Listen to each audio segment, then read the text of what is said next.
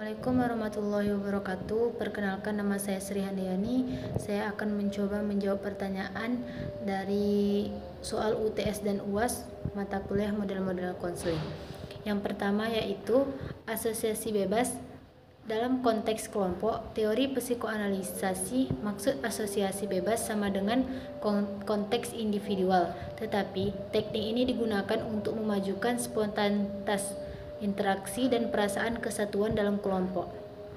Dalam suatu kelompok, asosiasi bebas merupakan tipe-tipe free mengadakan diskusi bebas. Anggota kelompok melaporkan perasaan dan kesan mereka dengan segera. Yang kedua yaitu penafsiran, atau dalam praktiknya konselor melakukan berbagai tindakan analisis yang menerangkan bahwa mengajari klien untuk memaknai tingkah laku yang dimanifestasikan melalui mimpi-mimpi.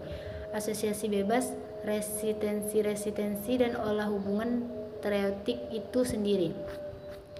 Baiklah, jawaban yang kedua yaitu jelaskan penyebab neo-Freudian memisahkan diri dari Freud seperti Alfred Adler dan Albert Ellis. Jawabannya yaitu Freud menyebut bahwa konsepsinya tentang insting agresif drive berbeda dari Adler sebagai anggota kelompok yang banyak melayani. Freud membuat ide di luar kontribusi penting kepada kelompok, dan Freud tetap mempertahankan psikoanalisis ortodoks. Disinilah alasan kelompok neo-Freudian dan Adler serta Albert Ellis secara resmi melepaskan diri dari lingkaran Freud. Yang ketiga yaitu jelaskan eksperimen Pavlov tentang classical conditioning kemudian dikaitkan dengan model konseling behavior therapy. Jawabannya yaitu teori classical conditioning dan Ivan Pavlov. Classical conditioning adalah proses di mana suatu stimulus rangsangan yang awalnya tidak memunculkan respon tertentu diasosiasikan dengan stimulus kedua yang dapat memunculkan hasilnya. Stimulus pertama pun dapat memunculkan respon. Menurut teori klasikal conditioning, mungkin musik favorit tersebut sering kita dengar ketika kita sedang dalam keadaan mood yang baik ataupun pada saat kita sedang berbahagia, sehingga musik favorit tersebut kita anggap sebagai suatu stimulus yang dapat membuat kita menjadi bahagia, dan lama-lama musik favorit tersebut telah terasosiasi dengan perasaan bahagia. Baiklah, yang keempat yaitu jawaban yang keempat yaitu menurut Albert Ellis, manusia pada dasarnya adalah unik yang memiliki kecenderungan untuk berpikir rasional dan irasional. Ketika berpikir dan bertingkah laku rasional, manusia akan efektif, bahagia, dan kompeten. Ketika berpikir dan bertingkah laku irasional, individu itu menjadi tidak efektif. Reaksi emosional seseorang sebagian besar disebabkan oleh evaluasi, interpretasi, dan filosofi yang disadari maupun tidak disadari. Hambatan psikologis atau emosional tersebut merupakan akibat dari cara berpikir yang tidak logis dan irasional, yang mana emosi yang menyertai individu dalam berpikir penuh dengan prasangka sangat personal dan irasional. Baiklah, jawaban nomor 5 yaitu perbedaan model konseling antara Carl Rogers dan trait dan faktor, yaitu jawabannya dalam pendekatan konseling oleh Carl Rogers yaitu memberikan penekanan terhadap tanggung jawab klien untuk mendapatkan kesadaran dirinya serta bergerak ke arah satu keadaan yang bisa menguntungkan dirinya. Dalam perjalanan sesi, konselor menekankan pada aspek yang menggalakkan klien supaya memahami persepsi tentang dirinya dengan kenyataan ataupun realita yang sebenarnya. Prinsip dalam pendekatan ini adalah konselor fokus pada hubungan terkini dan pengalaman yang didapatkan oleh klien dalam perjalanan sesi konseling. Konselor dan klien berpegang pada prinsip menolong. Carl Rogers menyatakan bahwa individu memerlukan hubungan dengan orang lain untuk menolong dirinya melakukan sesuatu yang tidak dapat dilaksanakan sendiri. Beberapa prinsip dasar yang dipegang dalam pendekatan ini adalah acceptance, yaitu konselor menerima klien dengan keredaan dengan permasalahan yang dibawa oleh klien. Congruence, yaitu keikhlasan dan kesesuaian antara ucapan dengan perbuatan konselor dalam menerima klien.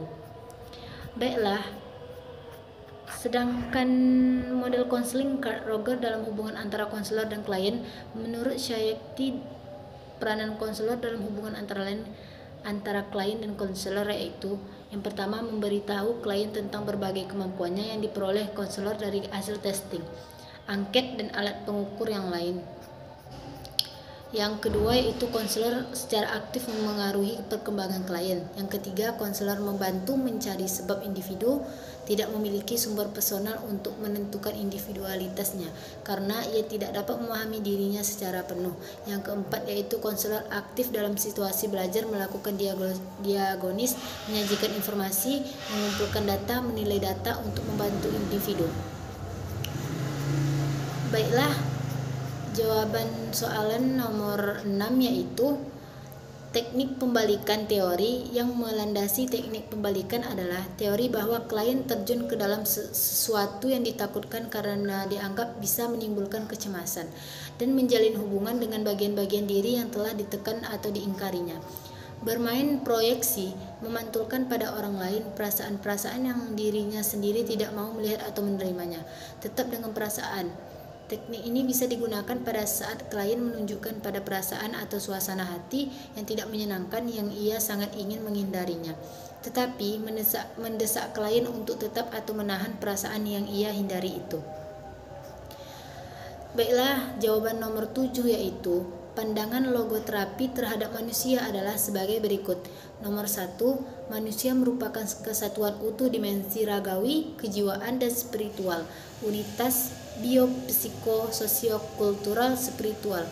Yang kedua yaitu manusia memiliki dimensi spiritual yang terintegrasi dengan dimensi ragawi dan kejiwaan. Perlu dipahami bahwa sebutan spirituality dalam logoterapi tidak mengandung konotasi keagamaan karena dimensi ini dimiliki manusia 16 tanpa memandang ras, ideologi, agama, dan keyakinannya. Oleh karena itulah Frank menggunakan istilah noetik sebagai padanan dari spirituality supaya tidak disalahpahami sebagai konsep agama. Yang ketiga yaitu dengan adanya dimensi noetik ini manusia mampu melakukan self-detachment, yakni dengan sadar mengambil jarak terhadap diri serta mampu meninjau dan menilai dirinya sendiri. Yang keempat yaitu manusia adalah makhluk yang terbuka terhadap dunia luar serta senantiasa berinteraksi dengan sesama manusia dalam lingkungan sosial budaya serta mampu mengolah lingkungan fisik di sekitarnya. Baiklah, yang kedelapan yaitu yang dapat saya pahami dari materi makalah kelompok saya yaitu kelompok 7 yang berjudul model konseling eksistensial, humanistik, dan logoterapi. Yang dapat saya pahami yaitu terapi eksistensial humanistik adalah terapi yang sesuai dalam memberikan bantuan kepada klien karena teori ini mencangkup pengakuan eksistensialisme terhadap kekacauan, keniscayaan, keputusan manusia ke dalam dunia tempat dia bertanggung jawab atas dirinya. Konseling eksistensial humanistik berfokus pada sifat dan kondisi manusia yang mencangkup kesanggupan untuk menyadari diri, bebas memilih untuk menentukan nasib sendiri, kebebasan dan tanggung jawab, kecemasan sebagai suatu unsur dasar pencarian makna yang unik di dalam dunia yang bermakna, berada sendirian dan berada dalam hubungan dengan orang lain, keterhinggaan dan kematian, dan kecenderungan mengaktualisasikan diri.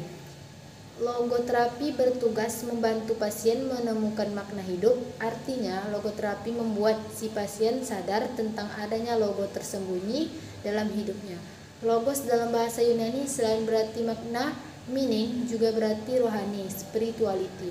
Dengan demikian, secara umum logoterapi dapat digambarkan sebagai corak psikologi yang dilandasi oleh filsafat hidup dan wawasan mengenai manusia yang mengakui adanya dimensi kerohanian di samping dimensi ragawi dan dimensi kejiwaan termasuk dimensi sosial. Logoterapi mengajarkan bahwa manusia harus dipandang sebagai kesatuan raga jiwa rohani yang tak terpisahkan. Seorang psikoterapis tidak mungkin dapat memahami dan melakukan terapi secara baik bila mengabaikan dimensi rohani yang justru merupakan salah satu sumber kekuatan dan kesehatan manusia. Baiklah, itu yang dapat saya sampaikan. Sekian dari saya. Wassalamualaikum warahmatullahi wabarakatuh.